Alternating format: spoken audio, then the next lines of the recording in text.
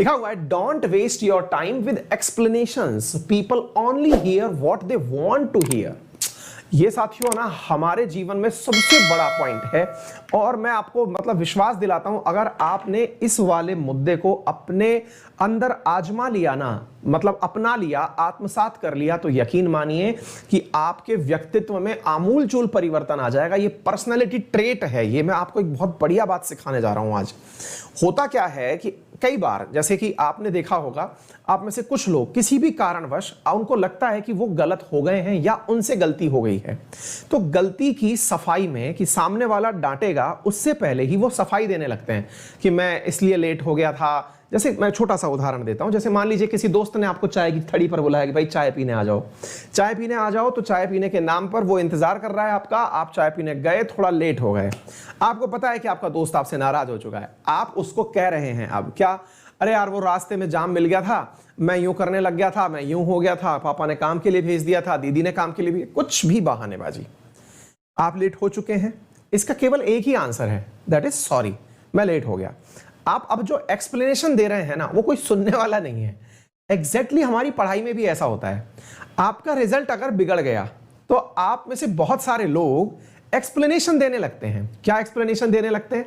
Explanation देने लगते हैं कि भाई मैं इसलिए फेल हो गया क्योंकि मेरे घर में शादी थी, या फिर मेरी दादी एक्सपायर हो गई थी, बाबा एक्सपायर हो गए थे, किसी ना किसी का नाम, या फिर कोई भी, मैं बीमार हो गया था, मुझे कोरोना हो गया था। मत दीजिए, क्योंकि फेल होता है, उसमें एक्सप्लेनेशन नीडेड नहीं है। आप जब एक्सप्लेनेशन देने लगते हैं ना, तो सामने वाले की वैल्यू और बढ़ा देते हैं।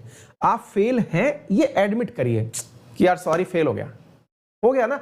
अब हो गया तो इसके ऊपर अब कहानी कहने की आवश्यकता नहीं है, क्योंकि कहानी कहने से सामने वाले को लगता है कि उसकी तो वैल्यू बढ़ गई है, और आपको लगता है कि यार मुझे क्यों स्पष्टीकरण देना पड़ रहा है, जब मैंने मेहनत की है, कुछ जेन्युइन कारण है, हो गए हैं, खत्म बात, नहीं हुआ तो नहीं हुआ। ये जो व्यक्तित्व में आया परिवर्तन है ना, ये आपको खुद से खुद के प्रति इज्जत बढ़ाएगा।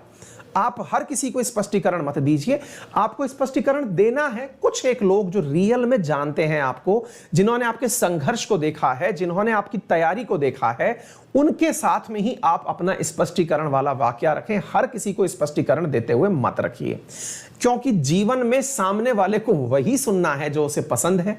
इसलिए आप अगर मनगढ़ंत कहानी सुनाते हैं उसे खुश करने के लिए, तो बहुत ही अच्छा है, अदरवाइज कोई मीनिंग नहीं है। जैसे आप अगर उसको ये सुनाएं कि अगर आपसे कोई पूछे कि भैया क्या हुआ इस बार, कैसे रह गए, अरे अंकल जी हमारे कहां बस की बात है, ये सब एग्जाम ये सब पढ़े लिखे लोगों की बात है जो बहुत अच्छे से पढ़ते लिखते हैं, कहां हम छोटे लोग इन एग्जामों को निकाल पाएंगे। असल में वो धारणा आपके बारे में यही बना रहा है, वो सुनना यही चाहता है कि तुम्हारे बस की बात थोड़ी है इस एग्जाम को निकालना। अब बोलिए ना इस लाइन को, अरे अंकल जी कहां हमसे हो पाएगा, वो तो भाई पढ़े लिखे लोग ही कर पाएंगे, हमसे ना हो पाएगा। तो ये जो वाली बात है ना, ये अचानक बड़ी बढ़िया वाली किक देती है सामने वाले को, और वो समझ जाता है कि बेटा तुम पकड़ लिए हो कि हम क्या सोच रहे थे, है ना।